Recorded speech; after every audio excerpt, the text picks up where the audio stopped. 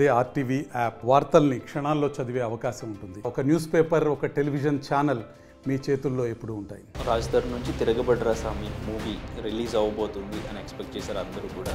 But మీరు పురుషోత్తముడు అని చెప్పేసి సడన్గా టీజర్ వచ్చింది, సాంగ్స్ వచ్చినాయి, ట్రైలర్ వచ్చేసింది, అంటే బ్యాక్ టు బ్యాక్ వచ్చేసి. సో ఈ మూవీని ఇంత ఫాస్ట్గా ఎలా ఎందుకు తీసుకొచ్చారు? It has nothing to with రాజధాని ఇష్యూతో మాకు ఏ రోజు మేము దాని దృష్టిలో ఎప్పుడూ లేదు. ఇప్పుడున్న సిచ్యువేషన్స్లో బయట వస్తున్న ఆరోపణలకు సంబంధించి కానీ ఈ సిచ్యువేషన్లో వర్కౌట్ అవుతుందంటారా? బడ్జెట్ మీరు 15 crores ఎంతో సంథింగ్ ఎంతో పెట్టారని చెప్పారు. మీరు చెప్పినట్టుగా ఇది కష్టమైన ఛాలెంజ్. ఇది మీరు చెప్పినట్టు ఓన్లీ రాజ్ తరుణ్ ఫిల్మ్ అంటే దీన్ని పట్టుకోవడం కొంచెం ఇబ్బంది అయ్యే మాట వాస్తవమే. ఇప్పుడు ఒక బజ్ ఉంది రాజధాని మీద, ఇది మార్కెట్కి యూజ్ అవుతుంది అని ఏమైనా ఆలోచించారా, లేదా మైనస్ అవుతుంది అని ఏమైనా ఆలోచించారు? ఈ సిచ్యువేషన్లో సినిమా రిలీజ్ చేయడం ఎంతవరకు సబబు అని ఆలోచించాం, కానీ అంటే మాకు వేరే దారి దొరకలేదు. ఏంటి రాజధాని ఎందుకు ఇన్ని అలిగేషన్స్ వస్తున్నాయి, ఎందుకు బయటకు వచ్చి నువ్వు మాట్లాడట్లేదు అని చెప్పి అసలు ఏం జరిగింది అని మీరు ఎప్పుడు తెలుసుకునే ప్రయత్నం చేయలేదు, ఎప్పుడు డిస్కస్ చేయలేదు? మర్డర్ కేసులు ఉన్న వాళ్ళని చూశాను, కానీ వాళ్ళు 1-2 రోజులు వెళ్ళిపోతూ ఉన్నారు. ఇతని మీద రోజులు బయట డిస్కషన్ జరుగుతూ ఉంది. నాకు చాలా ఆశ్చర్యము, చాలా బాధ కలిగింది. మేబీ ఆ నెగిటివ్ ఏమైనా మనం ఎక్స్పెక్ట్ చేసిన దానికంటే ఎక్కువ ఉందేమో, అది సినిమా మీద ప్రభావం చూపించే వేరేది ఒక మనకు ఉపద్రవం మా మీదకి వచ్చేసేసి మమ్మల్ని ఆపడానికి ట్రై చేస్తుంటే ఒక రకమైన బాధ కలుగుతూ ఉంటుంది. ఇతన్ని కంప్లీట్గా షాక్ చేయడానికి కారణం ఏంటంటే ఏమాత్రం ఆ ఛాయలు ఎక్కడ మనకి ఎప్పుడు కనబచ్చలేదు. అదే నేను ఆశ్చర్యపోతూ ఉండేవాడిని. పొరపాటున షూట్లో కూడా ఒక డబుల్ మీనింగ్ డైలాగులు వేయడు, ఎవరి మీద ఒక సెటైర్ వేసేసాడు. మా హీరోయిన్తో కూడా కనీసం కళ్ళలో కళ్ళు పెట్టి క్యాజువల్గా కూడా మాట్లాడు. అసలు ఇతనేనా అతను అన్నంత ఇదిగా ఉండేవాడు. మరి ఇప్పుడు అదే నాకు ఆశ్చర్యం వేసింది. హాయ్, హలో, నమస్తే, వెల్కమ్ టు ఆర్టీవీ. సో ఈరోజు మనతో పాటు స్టూడియోలో ఉన్న గెస్ట్ రామ్ భీమన. మరి రాజ్ తరుణ్తో పురుషోత్తముడు అనే టైటిల్తో ఒక మూవీని మనం ముందుకు తీసుకురాబోతున్నారు.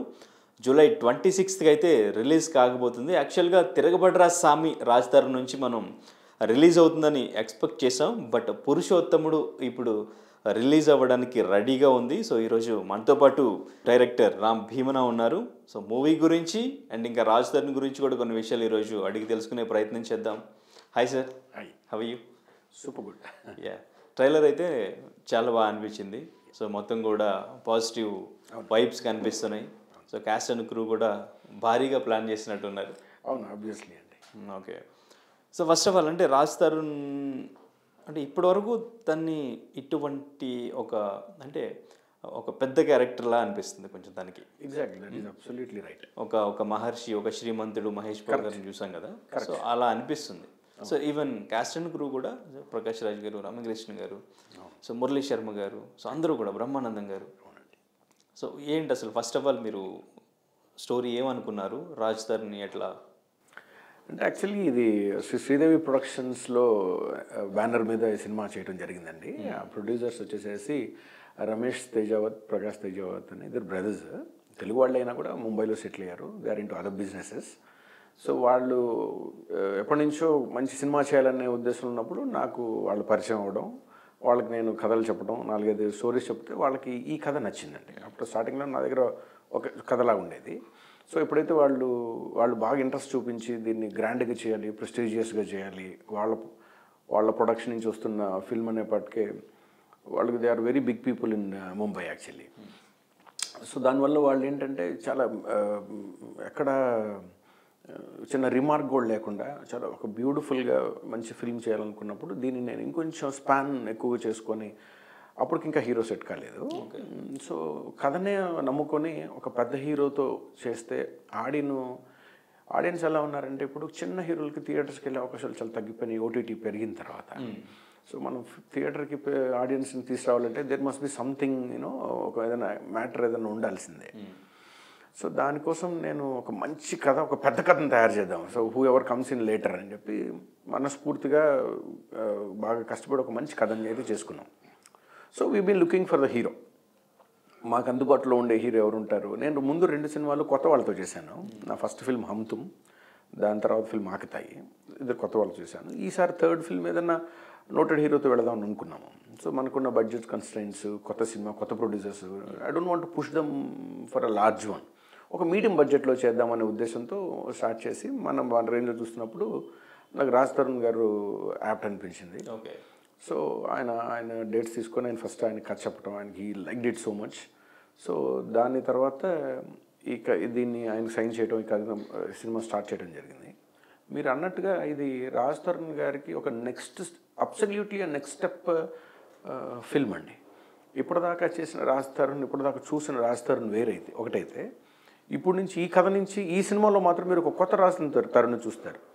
ఎందుకంటే ద వే హీ యాక్టెడ్, అంటే ఆయన దగ్గర ఆయన లాంగ్వేజ్లో ఒక స్లాంగ్ ఉంటుంది, ఒక రకమైన ఫోర్స్ ఉంటుంది, సో ఒక రకమైన చిన్న బబ్లీనెస్ అది ఉంటుంది.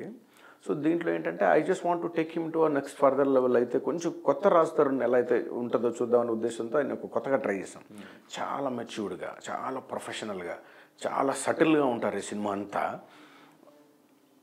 ఆయన ఎంత గొప్ప నటుడో అనేది ఇప్పటిదాకా మనకి ఒక మంచి ఓకే గుడ్ యాక్టర్ అన్నంతవరకు తెలుసు, కానీ ఇంత మంచి నటన చేయగలుగుతాడు అనేది అయితే మాత్రం నాకు తెలియదు అసలు. Actually he nailed it. అసలు అంత పెద్ద సీన్స్, అంత పెద్ద వాళ్ళతో కాంబినేషన్స్, చాలా భారీ తారాగణం, జూనియర్స్ కూడా ఒక 200-300 మంది మధ్యలో చేయటం కానివ్వండి. మేము షూటింగ్ అంతా మోస్ట్లీ రాజమండ్రి ఆ పరిసర ప్రాంతాలు చేయడం జరిగింది కథ ప్రకారం. వాళ్ళతో అతను కలిసి చేయటము, ఆ సీన్ నాకు ఏదైతే కావాలో దాన్ని అతను ఎగ్జాక్ట్గా దాని మీదే ఎన్ని షెడ్యూల్స్ గ్యాప్ వచ్చి సంవత్సరం కాలంలో చేసినా కూడా ఆయన ఎక్కడ ఆ ట్రాక్ని మిస్ అవ్వకుండా, ఆ ఇమోషన్ని మిస్ అవ్వకుండా, ఆ సటిల్నెస్ని మిస్ అవ్వకుండా చివరి రోజు వరకు దాంట్లో ఉండి చేయటం అనేది నాకు చాలా గొప్పగా అనిపించింది. So this is going to be next level film for Raj Tarun అండి. Okay, right.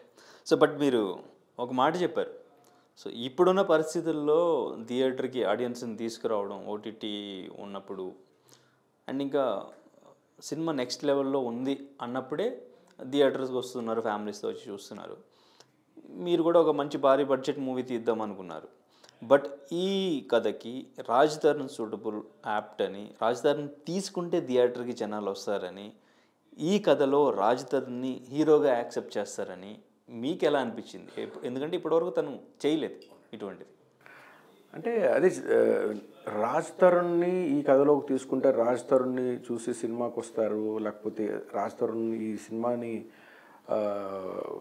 లాక్కొస్తాడనో, అది ఆ ఉద్దేశం కాదండి. మా ఉద్దేశం కేవలం కథ.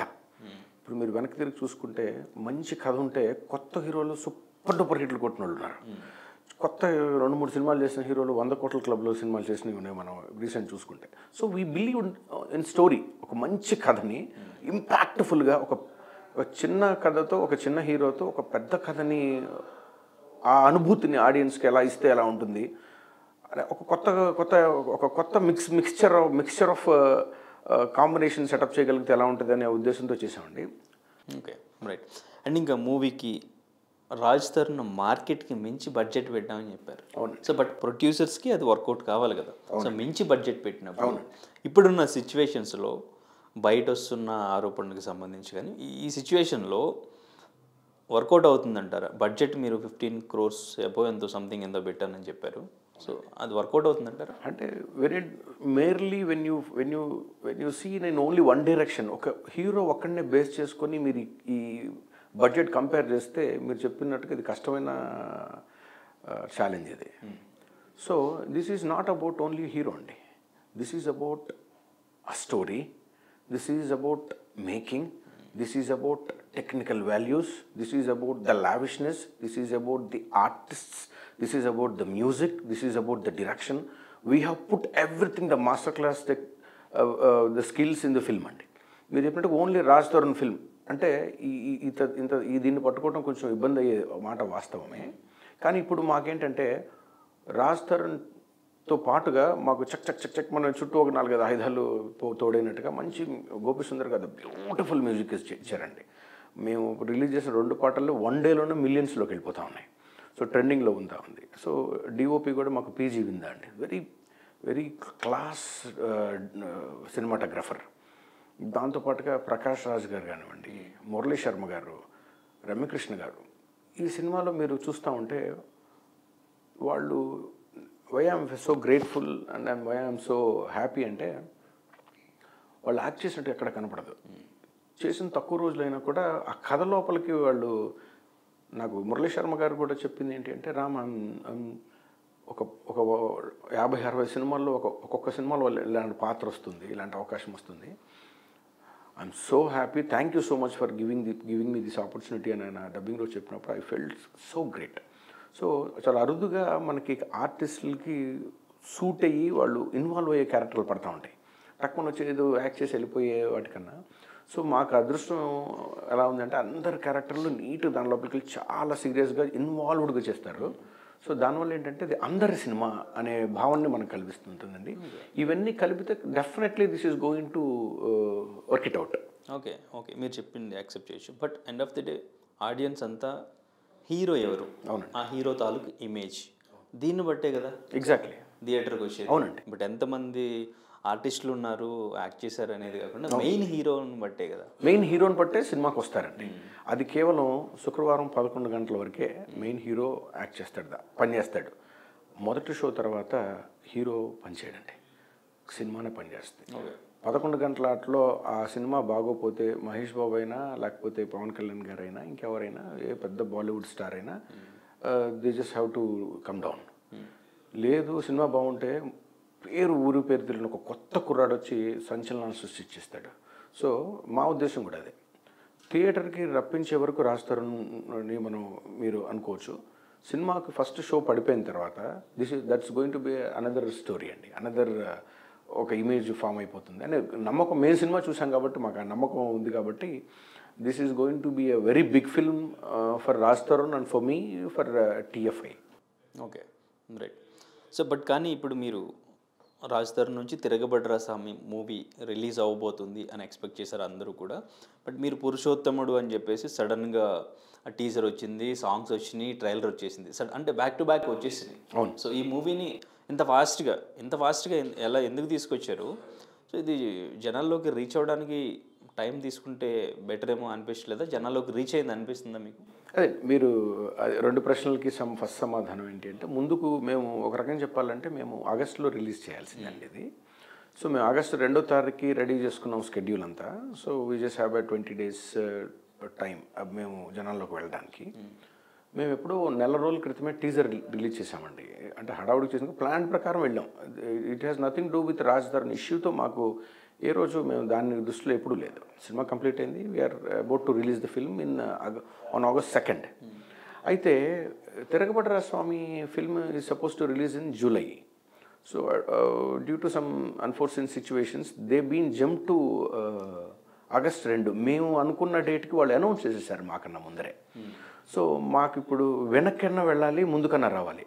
ఒకే రోజు ఒకే హీరో సినిమా రెండు సినిమాలు రిలీజ్ అవుతున్నాయి అంటే దట్స్ గోయింగ్ టు అలా ఎలా అనౌన్స్ చేస్తారు? ఆల్రెడీ మేము అనౌన్స్ చేయలేదు ఇంకా. ఓకే, మేము అనుకుంటున్నాం అంతే. ఓకే, మేము 2వ తారీఖు వెళదాము, అన్ని థియేటర్స్ చూసుకోవాలి, మళ్ళీ మిగతా ప్రమోషన్ యాక్టివిటీస్ చూసుకొని మేము we're about to announce in 1 or 2 days announce చేయాల్సింది.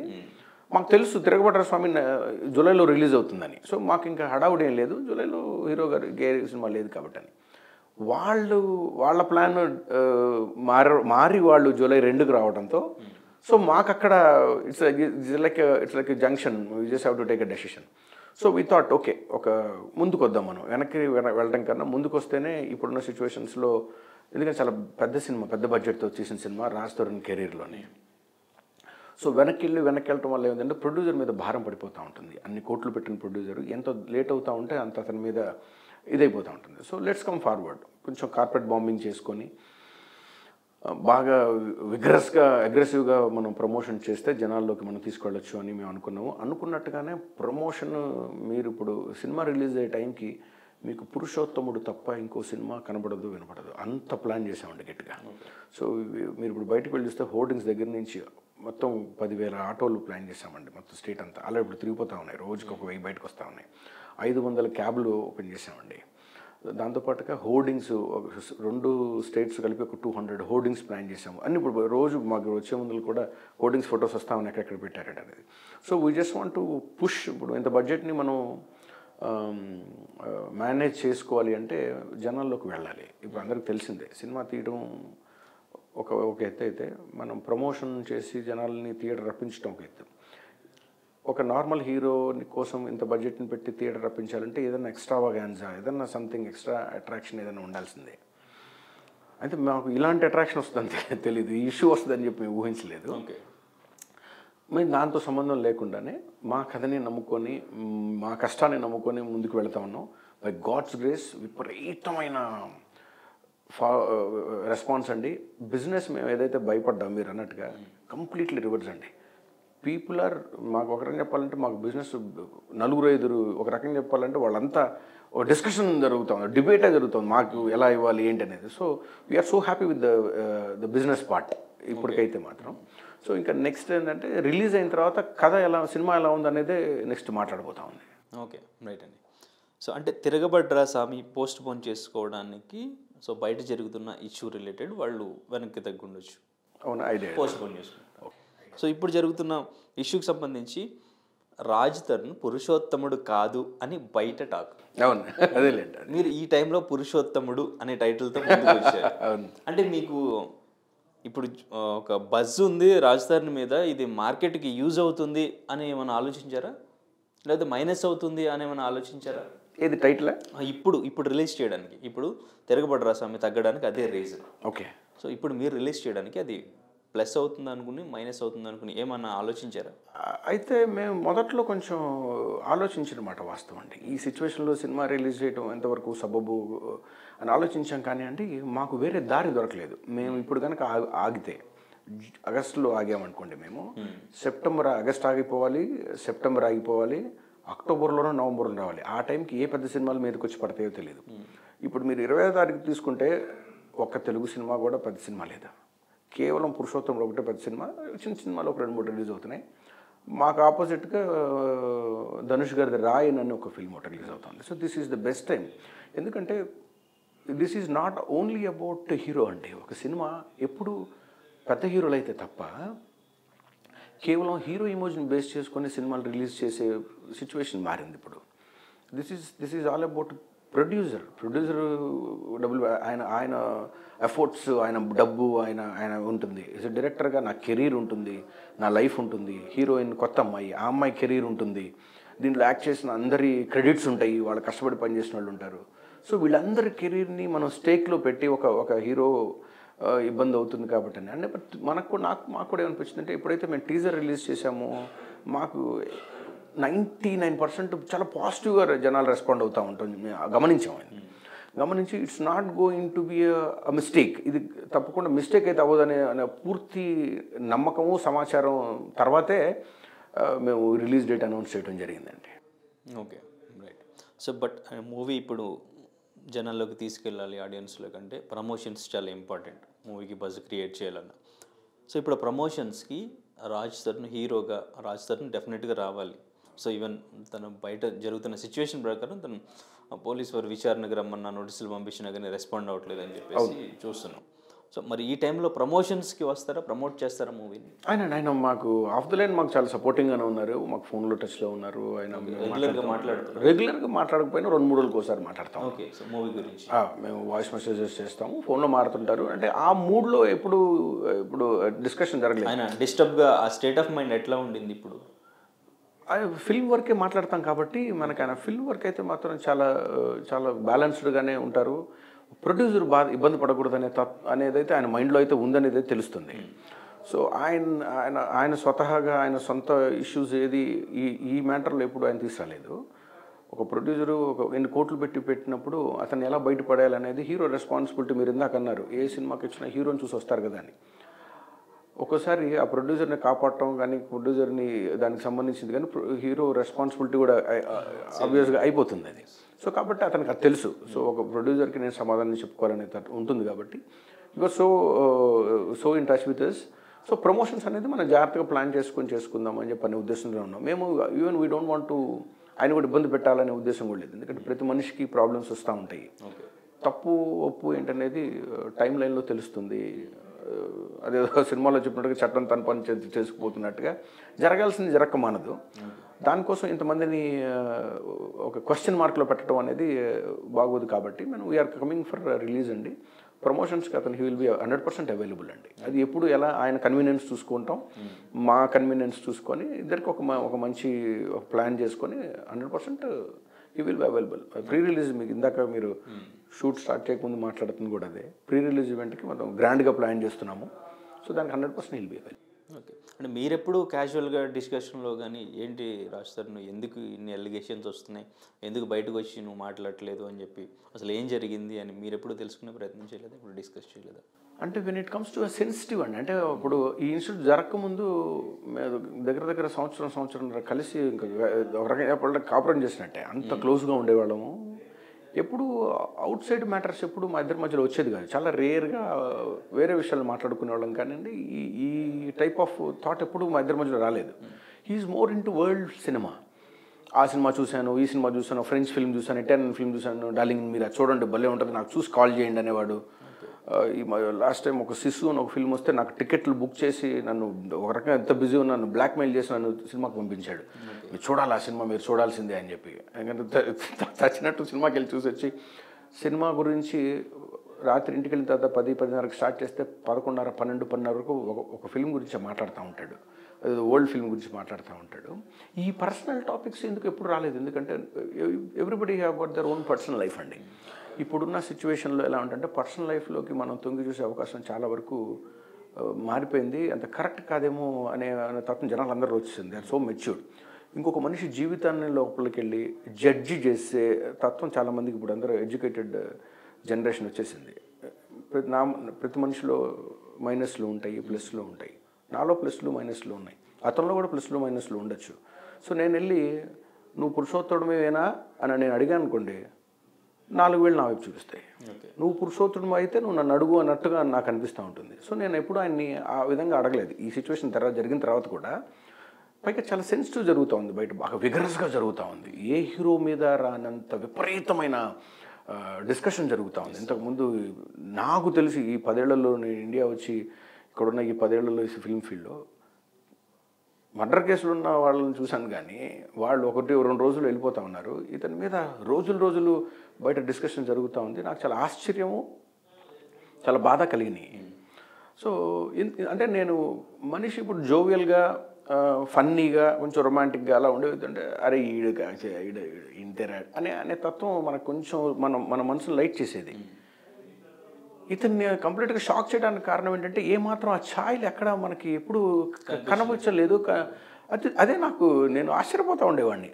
పొరపాటున షూట్లో కూడా ఒక డబుల్ మీనింగ్ డైలాగులు వేయడు, ఎవరి మీద ఒక సెటైర్ వేసేసాడు. మా హీరోయిన్తో కూడా కనీసం కళ్ళలో కళ్ళు పెట్టి క్యాజువల్గా కూడా మాట్లాడ్డు. అసలు ఇతనేనా అతను అన్నంత ఇదిగా ఉండేవాడు. మరి ఇప్పుడు అదే నాకు ఆశ్చర్యం వేసింది. ఇది ఏది నిజం అన్నట్టుగా అయిపోయాడు మనిషి, ఏది కరెక్ట్ అన్నట్టుగా నేను షాక్లో కన్ఫ్యూజన్లో ఉన్నాను. నేను కన్ఫ్యూజ్ అయ్యాను, ఇతని మీద ఇట్లా రావడం ఏంటి అని. సో నాకు అర్థమైంది. So when it comes to a sensitive matter, personal matter, we can't. ఇప్పుడు పైగా నేనేమో అతనికన్నా ఒక 10-15 ఏళ్ళు పెద్దవాడిని అయితే అరే నాన్న ఏంట్రా ఇది అని అడిగేవాళ్ళం. వీఆర్ జస్ట్ లైక్ ఒక 2-3 ఏళ్ళు డిఫరెన్స్ ఉంటుంది ఏజ్లో.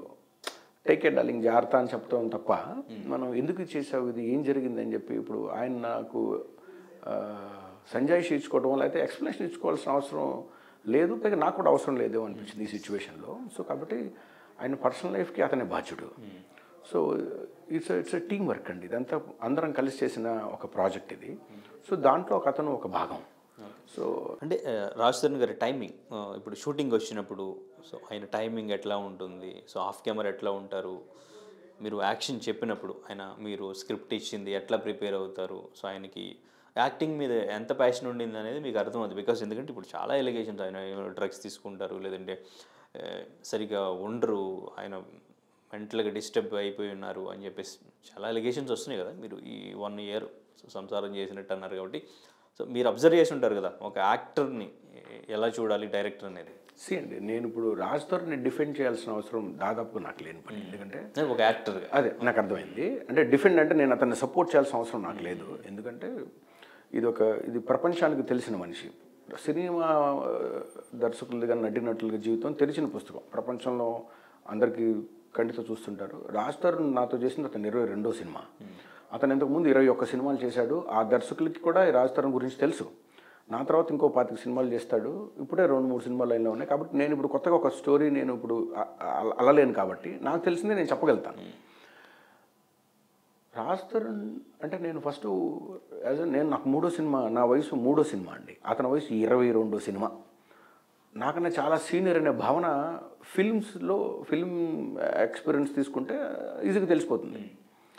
సో నాకు ఏంటంటే అరే చాలా సీనియర్ హీరో. నేను ఒక మొదటిసారిగా పెద్ద సీనియర్ యాక్టర్స్ నేను డైరెక్ట్ చేశానండి. బ్రహ్మానందం గారిని, ధర్మవరపు సుబ్రహ్మణ్యం గారిని, ఎంఎస్ నారాయణ గారిని, ఏవిఎస్ గారిని కూడా డైరెక్ట్ చేశాను నేను నా ప్రీవియస్ ఫిలిమ్స్లో.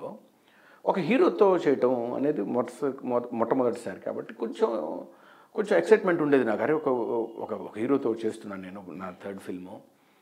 భవిష్యత్తులో ఇంకా పెద్ద హీరోతో కూడా చేయాలి, ఇంకా పెద్ద హీరోలతో చేయాలి. కాబట్టి ఇది ఒక మంచి అనుభవం నాకు, ఒక మంచి నేర్చుకోవడానికి నాకు ఎక్కువ అవకాశం ఉంటుంది. 20 సినిమాలు చేసిన ఒక హీరో నాతో పాటు జర్నీ చేస్తాడు 1 సంవత్సరం అనే ఒక చిన్న ఎక్సైట్మెంట్ ఉండేది. ఆయనకు ఉండేదా నేను ఒక హీరోని? అదేనండి. అంటే ఫస్ట్లో నాకు షూటింగ్ వచ్చేదాకా కూడా అతనిలో అది ఉంది అనుకునేవాడిని. చాలా రిజర్వ్డ్గా చిన్న స్మైల్ ఇచ్చి షేక్ అనేసి మాట్లాడుతూ ఉండేది. సినిమా షూటింగ్ వచ్చిన తర్వాత ఒక ఫ్రెండ్ కన్నా దారుణం అండి అతను. అసలు మేమిద్దరం కూర్చున్నాం అంటే మీరు వర్కింగ్ స్టిల్స్ చూస్తుంటే అసలు మేమిద్దరం జోకులు వేసుకొని మేమిద్దరం నవ్వేసుకుంటూ ఉండేవాళ్ళం. ఒక ఫ్రెండ్ అయినా సరే ఒక రకంగా కొంచెం ఏదో ఒక ఈగో మనం మేనేజ్ చేస్తాం. ఇతను అసలు అట్లా ఏం ఉండేవాడు కాదు.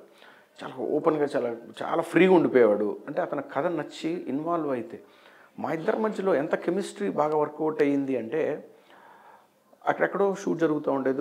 ఒక 20 అడుగులు 30 అడుగులు అవుతుంది. ఇక్కడ మానిటర్ పెట్టుకొని కూర్చొని మైక్ పట్టుకుంటే ఒక మంచి ఇంపార్టెంట్ సీను ఆయన ఒక డైలాగ్ చెప్తాడు. నాకు కావాల్సింది వేరే ఎమోషను, కట్ డార్లింగ్ ఇంకొకటి అనగానే అర్థమైపోయింది అతనికి. ఓహో, 2వ టేక్లో నేను ఏదైతే ఎక్స్పెక్ట్ చేసినా ఆ ఎమోషన్ ఇచ్చేవాడు.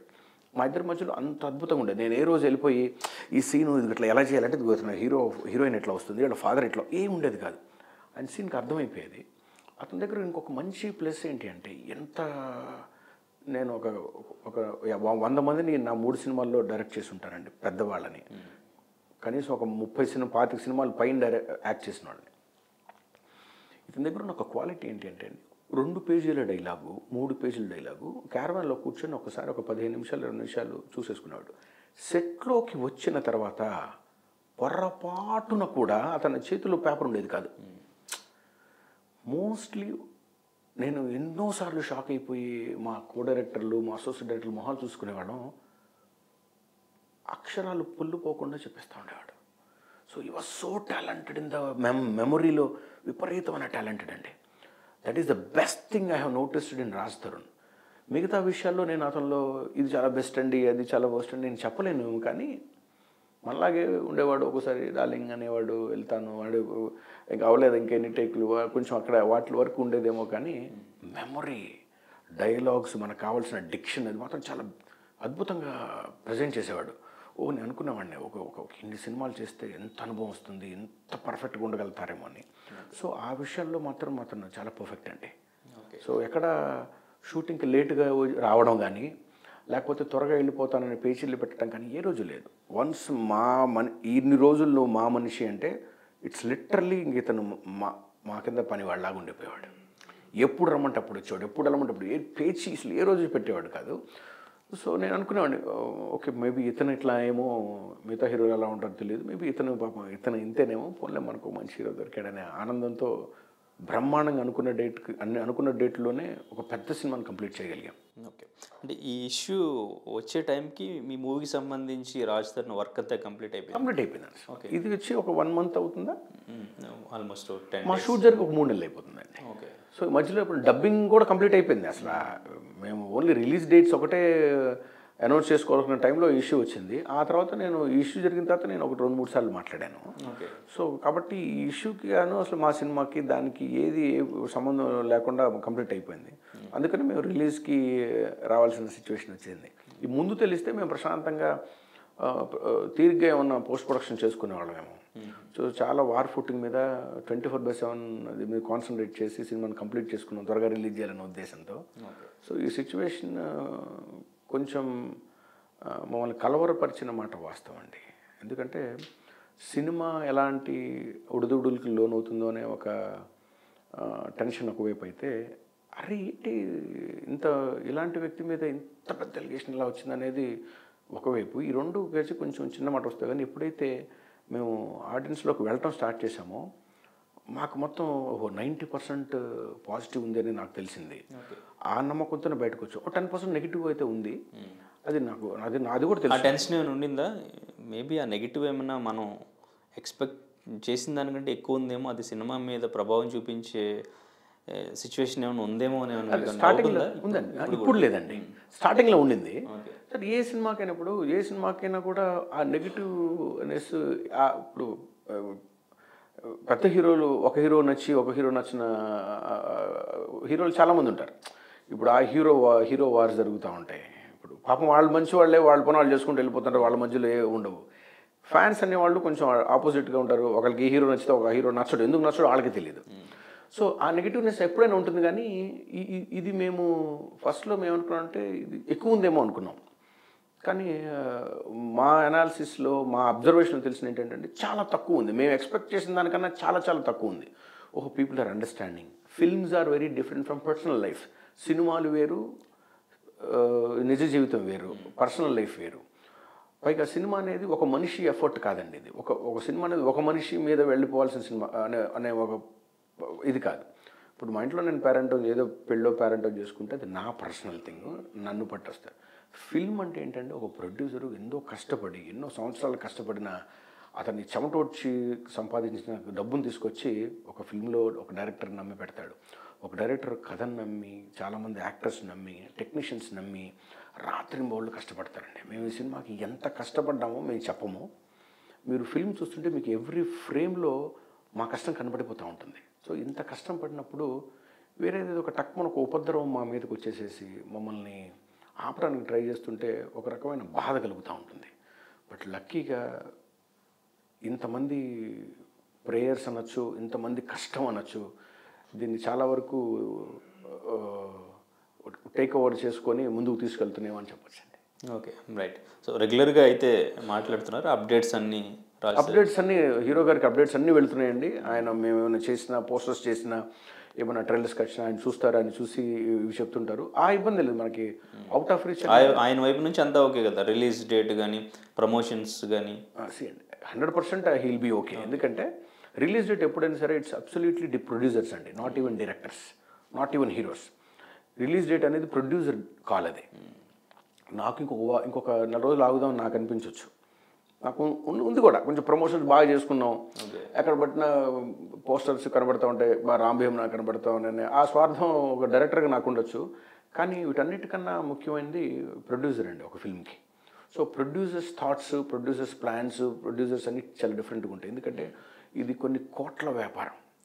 సో చాలా జోదం లాంటి వ్యాపారం సినిమా. ఏమాత్రం అటు ఇటు అయినా కూడా ఒక ప్రొడ్యూసర్, ఒక మంచి సినిమా తీసిన ప్రొడ్యూసర్ కనుక ఇబ్బంది పడితే అతను మళ్ళీ రెండోసారి వచ్చి కొన్ని వందల కుటుంబాలని పోషించే ఒక మనిషిని మనం కోల్పోతాం. సో కాబట్టి producers convenience is the most priority when it comes to the release of a film. It's not about hero అండి. మీరు ఏ పెద్ద ఫిల్మ్స్ చూసుకున్నా కూడా హీరోదే ఉండదండి. ఆయన వచ్చి పనిచేయటం వరకు, మంచి అవుట్పుట్ ఇవ్వటం వరకు అతని బాధ్యత ఉంటుంది. కానీ ఏ హీరో కూడా ప్రొడ్యూసర్స్ని ఈ డేట్ రిలీజ్ చేయండి అని చెప్పడం నాకు తెలిసి, according to my knowledge is concern. So ఇది కంప్లీట్ ప్రొడ్యూసర్స్ కాదు. Producers and Raj Tarun has been known our dates and everything. So మాకున్న ఓన్లీ కన్స్టెంట్ ఏంటంటే అతను ఇలాంటి సిచ్యువేషన్లో అతన్ని ఇబ్బంది పెట్టకుండా మనకి ప్రమోషన్స్ తెచ్చుకొని సినిమా రిలీజ్ చేసుకోవాలనే ఉద్దేశంలోనే ఉన్నాం. ఈ understood that. Okay sir, right sir, thank you so much sir. So trailer అయితే బాగుంది చాలా. సో డెఫినెట్గా మూవీ సూపర్ హిట్ అవ్వాలి, బ్లాక్ బస్టర్ అవ్వాలని చెప్పి మనస్ఫూర్తిగా కోరుకుంటున్నాం. సో అండ్ ఇంకా ఆఫ్టర్ దట్ ఇంకా చాలా ప్రమోషన్స్ ఉన్నాయి కాబట్టి మళ్ళీ మనం డెఫినెట్గా సో మూవీ గురించి ఇంకొంచెం డీటెయిల్డ్గా ఇంకొక ఇంటర్వ్యూలో డిస్కస్ చేద్దాం. Thank you so much and all the very best. Thanks a lot. Thank you so much. మరిన్ని వీడియోస్ కోసం ఛానల్ సబ్స్క్రైబ్ చేయండి, లేటెస్ట్ అప్డేట్స్ కోసం వాట్సాప్ ఛానల్ ఫాలో చేయండి అండ్ లింక్ డిస్క్రిప్షన్లో ఉంది.